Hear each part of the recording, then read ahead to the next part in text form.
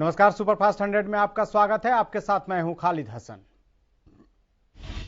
पंचकुला में राज्य स्तरीय अन्नपूर्णा कार्यक्रम का आयोजन किया गया। इस दौरान वीडियो कॉन्फ्रेंसिंग के जरिए केंद्रीय रक्षा मंत्री राजनाथ सिंह भी जुड़े।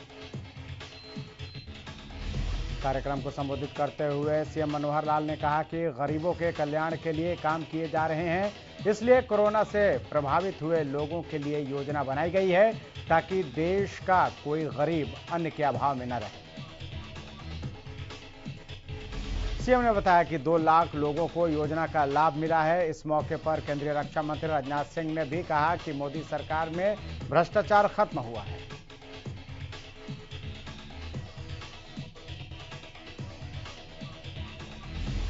वहीं किसानों के खाते में सीधे 6,000 रुपए दिए जा रहे हैं। वहीं कृषि कानूनों को लेकर भी राजनाथ सिंह ने कहा कि किसानों को धीरे धीरे सच्चाई समझ आ रही है। गरीबों को लाभ देना ही सरकार की प्राथमिकता है।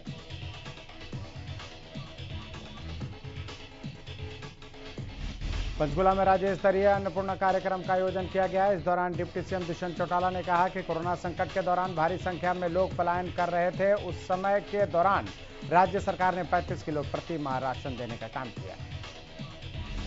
उन्होंने कहा कि हरियाणा एक ऐसा राज्य बनना है जिसने प्रधानमंत्री का सपना एक राष्ट्र एक कार्ड पूरा किया और राशन कार्ड से देश का कोई भी नागरिक हरियाणा के किसी भी राशन डिपो से राशन ले सकता है। रादौर में प्रधानमंत्री गरीब कल्याण अन्न योजना के कार्यक्रम की आयोजन किया गया, जिसमें पूर्व राज्य मंत्री कर्णदेव कंबोज ने पात्र लोगों को 5 किलो गेहूं के बैग भेंट किए। उन्होंने कहा कि सरकार ने कोरोना काल के दौरान किसी भी व्यक्ति को दिक्कत नहीं आने दी और हर घर तक सरकार की ओर से राशन वितरित किए गए। जानकारी देते हुए उन्होंने बताया कि अन्नपूर्णा उत्सव पर 18 और 19 अगस्त को रादौर के 66 डिपुओं पर कार्यक्रमों का आयोजन किया गया, जिसमें 15,000 राशन कार्ड धारकों को गेहूं के बैग वितरित किए गए।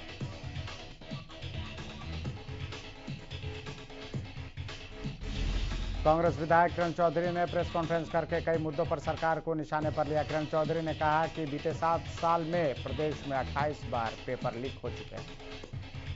उन्होंने सवाल उठाते हुए कहा कि 7 साल से सरकार क्या कर रही है। किरण ने कहा कि इनके मंत्री कहते हैं कि प्रदेश में पर्ची और खर्ची का सिस्टम खत्म हो गया है, लेकिन 28 बार पेपर लीक होने से यह साफ है कि यहां पर्ची और खर्ची का सिस्टम चल रहा है।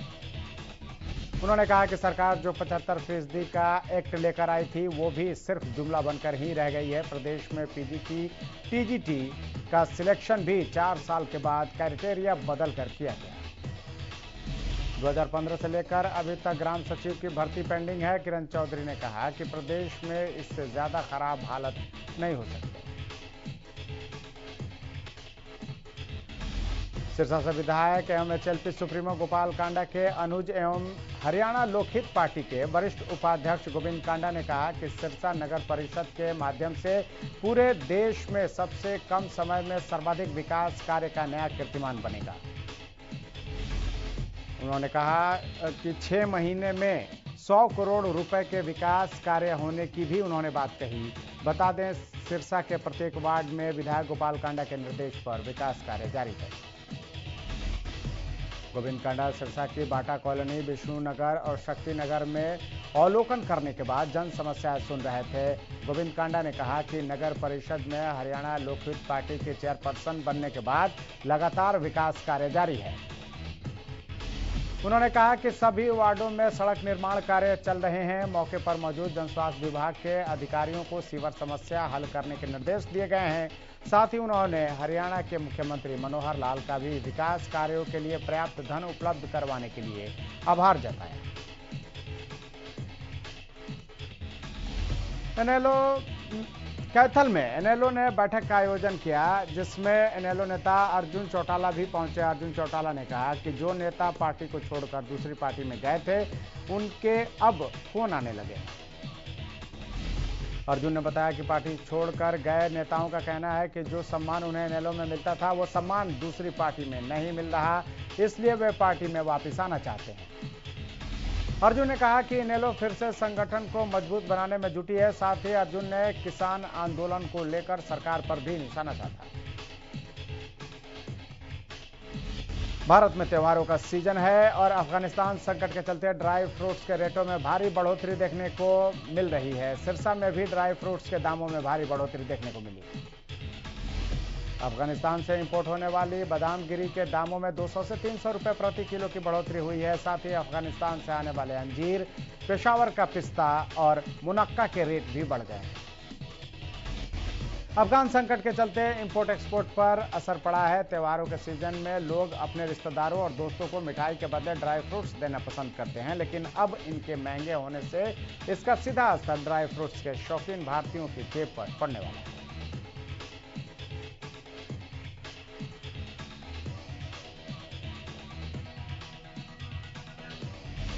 अफगानिस्तान पर तालिबान के कब्जे के बाद से ही देश में अफरा तफरी का माहौल है। वहीं हालातों को देखते हुए चौधरी चरण सिंह हरियाणा कृषि विश्वविद्यालय में पढ़ाई कर रहे अफगानिस्तान के छात्रों के लिए विश्वविद्यालय ने बड़ा फैसला लिया है। फैसले के तहत जिन छात्रों का कोर्स पूरा होने वाला है वो छात्र शिक्षा पूरी होने के बाद भी जब तक अफगानिस्तान नहीं जा सकते हॉस्टल में रह सकते हैं। छात्रों ने बताया कि अपनी मातृभूमि को लेकर सभी के मन में प्रेम होता है, इसलिए अपने देश से इतनी दूर आकर भी अफगानिस्तान की स्थिति को लेकर चिंतित हैं। वहीं परिवार को लेकर भी मन में डर का माहौल बना हुआ है। प्रदेश में कोरोना के 21 नए मामले सामने आए हैं, जिसमें गुरुग्राम में 6, फरीदाबाद में 5 नए मामलों की पुष्टि हुई है। वहीं सोनीपत में 1, करनाल में 3 मामले सामने आए हैं। दरअसल 14 जिलों में कोरोना का कोई नया मरीज नहीं मिला है, जबकि प्रदेश में कोरोना का रिकवरी रेट 98.66% है।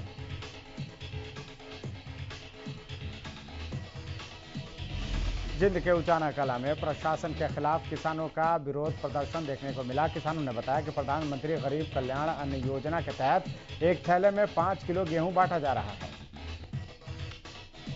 जिस पर सरकार जमकर प्रचार कर रही है। किसानों ने बताया कि एक थैले पर 112 रुपए का खर्च आता है, जबकि एक थैले में 5 किलो गेहूं पर 98 रुपए खर्च आता है। किसानों का आरोप है कि जनता के पैसे को बर्बाद किया जा रहा है।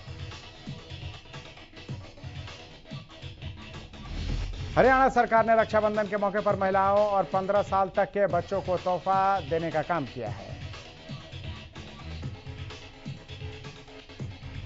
हरियाणा सरकार ने रक्षाबंधन के दिन महिलाओं और 15 साल के बच्चे के लिए हरियाणा रोडवेज और प्राइवेट बसों में सफर फ्री करने का फैसला किया है, जिसका महिलाओं ने स्वागत किया है। अंबाला छावनी बस अड्डा के इंचार्ज ने बताया कि उन्हें सरकार की ओर से आदेश प्राप्त हो गए हैं, जो 21 तारीख दोपहर 12 बजे से 22 तारीख दोपहर 12 तारीख रात 12 बजे तक जारी रहेंगे।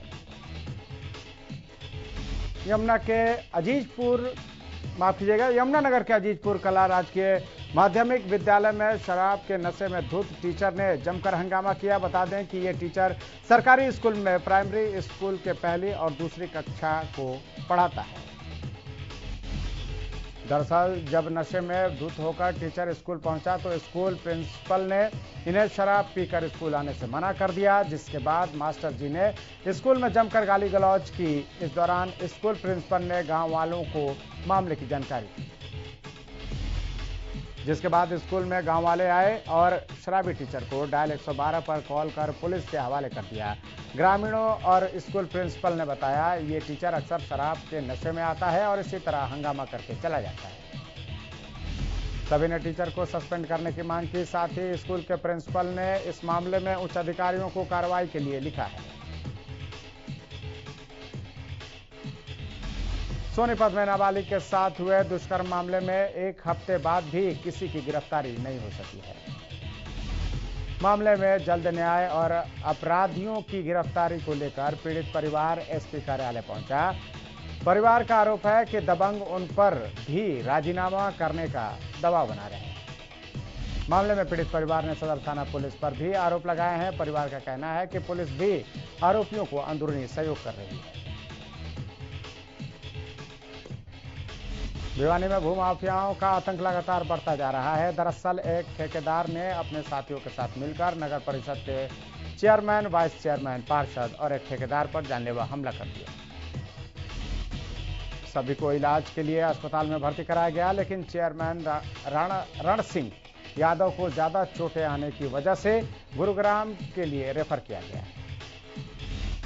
मामले की जानकारी देते हुए वाइस चेयरमैन मामन चंद प्रजापति ने बताया कि रामावतार नाम के ठेकेदार ने उन्हें रात के समय मंडी टाउनशिप में उन्हें बुलाया था और बुलाने के बाद साजिश के तहत अपने साथियों के साथ मिलकर उन पर हमला कर दिया। आरोप यह भी है कि रामावतार ठेकेदार फर्जी बिल की पेमेंट चाहता था, जिसे नगर परिषद पास नहीं कर रही थी। इसी रंजिश को लेकर सभी पर धोखे से हमला कर दिया गया।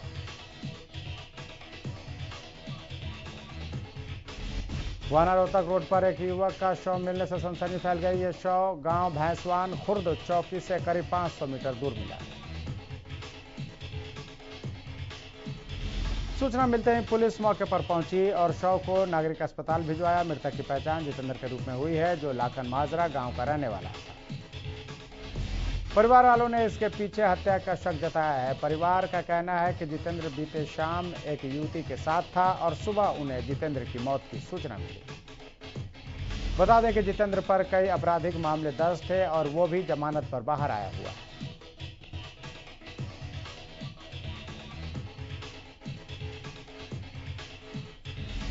रोहतक के नोनंद गांव में एक शख्स का शव मिला है। शख्स की पहचान वीरेंद्र के रूप में हुई है, जो सोनीपत जिले के गोरड गांव का रहने वाला था। बताया जा रहा है कि शख्स 15 अगस्त से ही लापता था। परिजनों ने जानकारी देने वालों को 50,000 का इनाम देने की घोषणा की थी। फतेहाबाद के गांव नूर की अहली में भ्रष्टाचार का मामला सामने आया है, जहां उद्घाटन से पहले ही नवनिर्मित जल घर की दीवारें और टैंक में दरारें आ गई हैं, जिसको लेकर ग्रामीणों ने जन स्वास्थ्य विभाग और जल का निर्माण कर रहे ठेकेदार पर भ्रष्टाचार के आरोप लगाए हैं, जिसके बाद विभाग के एक्सीएंट ठेकेदार का बचाव करते हुए नजर आए। उन्होंने कहा कि लगभग 1.5 करोड़ की लागत से जल घर का निर्माण कार्य किया जा रहा है। जो भी इसमें कमियां हैं उसको जल्द ही दुरुस्त किया जाएगा।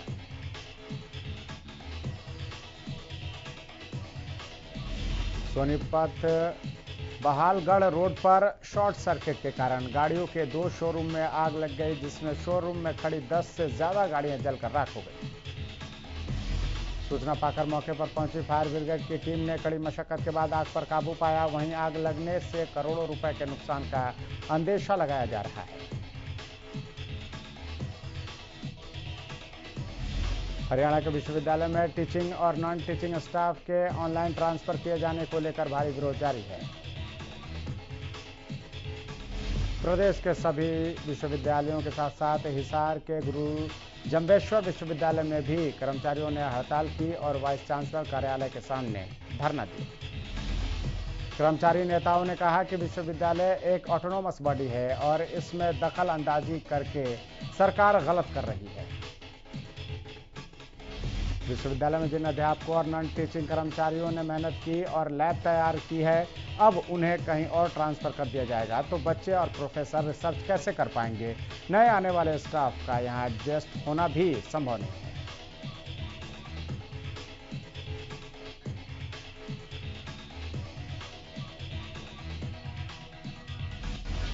झज्जर में नौकरी से हटाए गए सफाई कर्मचारियों ने जिला सचिवालय से राव तुलाराम चौक तक रोष मार्च निकाला। इस दौरान सरकार और स्वास्थ्य विभाग के खिलाफ जमकर नारेबाजी की। स्वास्थ्य कर्मियों ने कहा कि सरकार और प्रशासन उनकी सुध नहीं ले रहा है। स्वास्थ्य कर्मियों के मुताबिक वो पिछले 60 दिनों से सीएमओ दफ्तर के बाहर विरोध प्रदर्शन कर रहे हैं।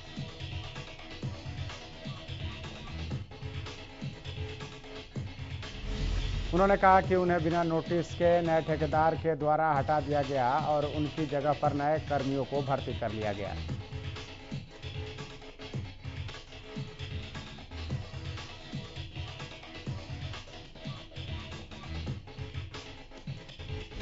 इसको लेकर वो स्वास्थ्य मंत्री अनिल विज के नाम पर ज्ञापन भी दे चुके हैं। विज ने कर्मियों को वापस लगाने के लिए आदेश जारी किए थे, लेकिन फिर भी उनकी बहाली नहीं की गई। अंबाला के कई ग्राम सरपंचों सहित कई लोगों ने केंद्रीय सड़क एवं परिवहन मंत्री नितिन गडकरी को हस्ताक्षर युक्त पत्र भेजा, जिसमें लोगों ने कक्कड़ माजरा यमुना नगर पंचकुला NH 73 पर बने फ्लाईओवर के दोनों ओर सर्विस लेन बनाने के साथ एकेएम बिजली वाला भट्टा के पास बंद किए रोड कट को दोबारा खोलने की मांग की। शहजादपुर के ट्रैफिक इंस्पेक्टर ने रोड कट बंद होने के बाद रॉन्ग साइड से आने वाले वाहनों के कारण होने वाले दुर्घटनाओं से निजात पाने की गुहार लगाई है। गोहाना में बीती रात चोरों ने शहर के मुगलपुरा में खड़ी गाड़ियों के टायर और उनकी हेडलाइट चोरी कर ली। सुबह जब लोगों को चोरी का पता चला तो उन्होंने पुलिस को इसकी सूचना दी। सिरसा में भी चोरों के हौसले इस कदर बुलंद हो गए हैं कि अब चोर रात के अंधेरे के साथ साथ दिन में भी चोरी करने से नहीं डरते। ताजा मामला गुरुवार सुबह का है, जब भीड़ भाड़ वाले इलाके यानी लाल बत्ती चौक के पास डाकघर के सामने एक कन्फेक्शनरी की दुकान में चोरों ने धावा बोला, हजारों की नकदी पर हाथ साफ किया। इसके अलावा ड्राई फ्रूट्स की भी चोरी करके रफू चक्कर हो गए। हैरानी की बात है कि जिस दुकान से चोरी हुई उस दुकान से शहर थाना केवल 200 मीटर की दूरी पर ही है। ऐसे में पुलिस की कार्यप्रणाली पर भी सवाल उठ रहे हैं। पलवल में रफ्तार का कहर देखने को मिला, जहां एक ट्रक ने बाइक सवार को टक्कर मार दी। हादसे में 20 वर्षीय युवक की मौत हो गई, जिससे गुस्साए ग्रामीणों ने NH-19 पर शव रखकर जाम लगा दिया। अंबाला छावनी कंटोनमेंट बोर्ड के बंगला मालिकों पर 40 लाख हाउस टैक्स बकाया है, जिसको लेकर बोर्ड ने LED स्क्रीन पर उन डिफॉल्टरों के नाम चलाए जिन्होंने हाउस टैक्स जमा नहीं कराए। हाउस टैक्स जमा नहीं कराने में अंबाला कैंट क्षेत्र के बड़े बड़े बंगलों के कब्जाधारी भी पीछे नहीं है। यहां के कुल 80 बंगलों के मालिक ने अब तक कंटोनमेंट बोर्ड का 44 लाख से ज्यादा हाउस टैक्स जमा नहीं करवाया है। बोर्ड द्वारा पूर्व में ऐसे मालिकों को नोटिस जारी किए गए थे। अब 1 सितंबर से डिपॉजिट अमाउंट पर 1% ब्याज भी जोड़ा जाएगा। इसका नोटिस बोर्ड ने जारी कर दिया है। बीकानेर रेलवे डिवीजन के DRM राजीव श्रीवास्तव ने रेलवे अधिकारियों के साथ सिरसा रेलवे स्टेशन का निरीक्षण किया। रेलवे स्टेशन पर यात्रियों को मिल रही सुविधाओं के बारे में अधिकारियों से जानकारी ली गई और रेलवे के अधिकारियों को समस्याओं के समाधान के निदान के लिए निर्देश दिए। इसके बाद रेल उपभोक्ता सलाहकार समिति ने DRM को 20 सूत्री मांग पत्र भी सौंपा और हरियाणा व्यापार मंडल के जिला अध्यक्ष हीरालाल शर्मा ने भी ज्ञापन सौंपा।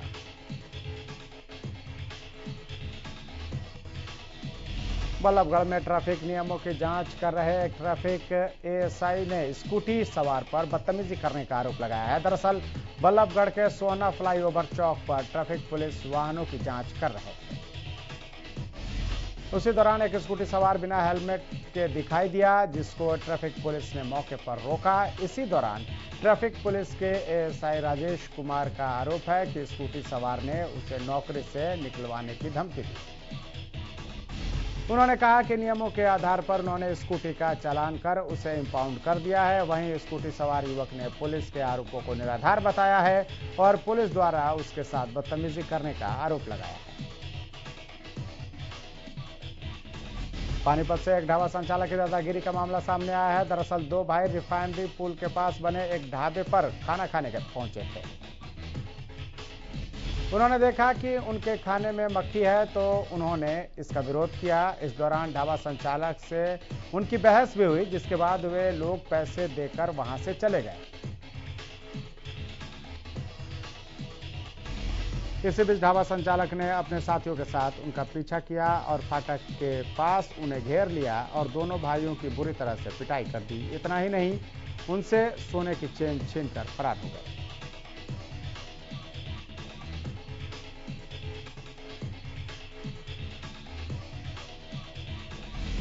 यमुनानगर के हमीदा में एक युवक की बेरहमी से पिटाई का वीडियो सामने आया है। वीडियो में देखा जा रहा है कि एक युवक को कुछ बदमाशों ने लाठी डंडों से इस कदर पीटा कि उसके हाथ पैरों की हड्डियां तक टूट गई।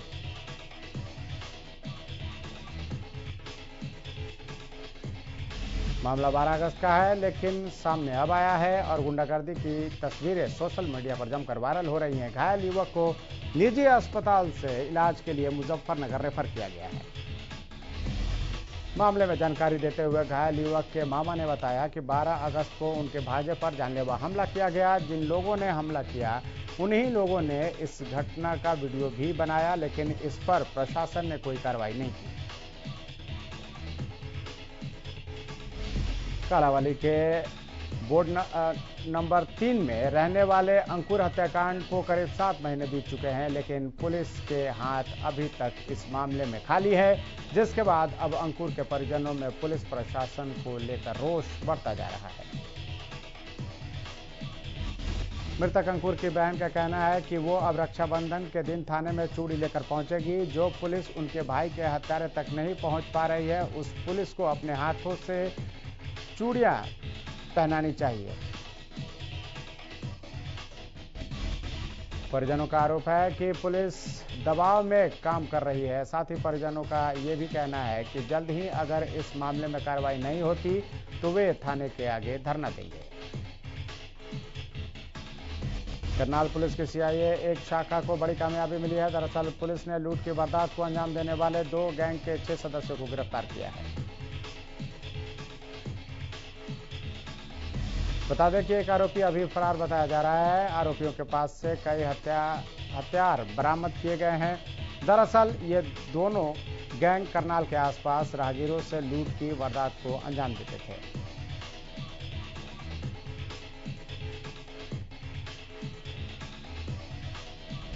फिलहाल सीआईए 1 शाखा ने एक गैंग के 3 सदस्यों को जेल में भेज दिया है और दूसरी गैंग के 3 सदस्यों को रिमांड पर लिया गया है।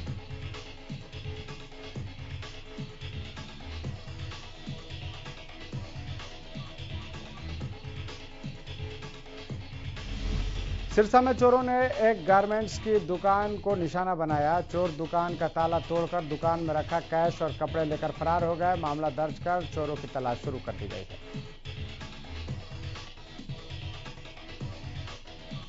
बहुचर्चित डिंगरहेड़ी गैंगरेप और डबल मर्डर केस में बुधवार को पंचकुला की विशेष सीबीआई कोर्ट में सुनवाई होनी थी, लेकिन गवाहों के पेश न होने की वजह से सुनवाई को 15 सितंबर तक के लिए टाल दिया गया।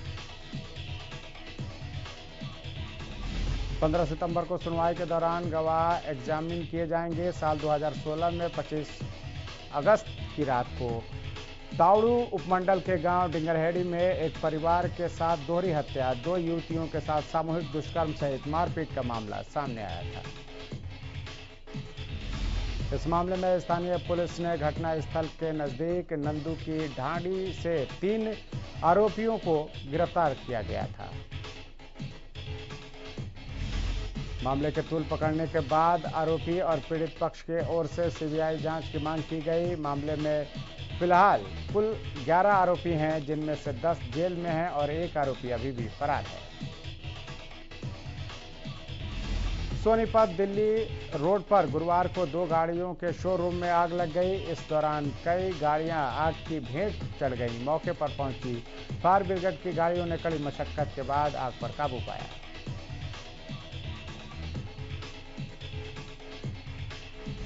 बताया जा रहा है कि दोनों शोरूम में नई और पुरानी गाड़ियों के सेल परचेज का काम होता है। पुलिस के मुताबिक आग लगने का कारण शॉर्ट सर्किट बताया जा रहा है। आज मुंबई समेत महाराष्ट्र के कई इलाकों में मूसलाधार बारिश होने की संभावना है। मौसम विभाग ने भारी बारिश का अलर्ट जारी किया है। मध्य महाराष्ट्र और विदर्भ में ज्यादा बारिश की चेतावनी दी गई है। विदर्भ, मराठवाड़ा समेत मध्य महाराष्ट्र में बारिश शुरू हो चुकी है। वहीं मुंबई, ठाणे, पालघर, रायगढ़, नासिक, औरंगाबाद समेत कई जगहों पर येलो अलर्ट जारी किया गया है।